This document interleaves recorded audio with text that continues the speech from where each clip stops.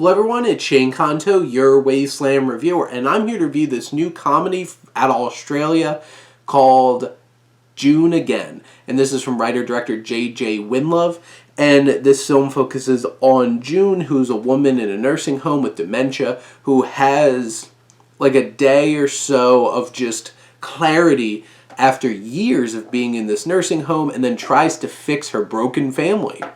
And this is, has some fine direction from Winlove. It captures the humor and the emotion of these situations and does a fine job at that. And it has a very friendly and easily accessible tone to the story. This is not like the father dealing with dementia. It does have its moments, but it is a friendlier tone. It is funny. You have a fun ride along the way. And like I said, there's some emotional moments, and one particular towards any time where the dementia's kicking in, how Winlove's able to portray that is done so well. And honestly is similar to The Father, where it starts playing with the actors playing particular characters, dealing with not recognizing somebody. And the dementia depiction is done really well. It is a very predictable film. It's straightforward. You kind of know the beats that this is going to hit.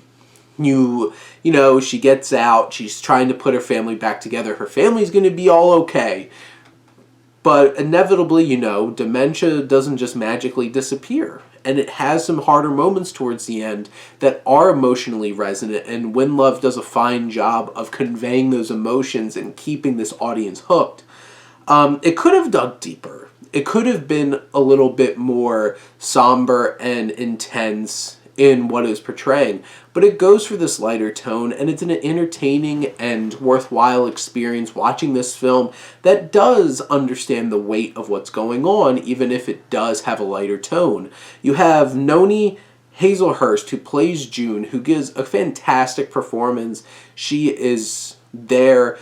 The way that she carries herself and her moods change and her physicality changes when she's going through all these shifts in her memory and her situation, and she just carries this performance to perfection.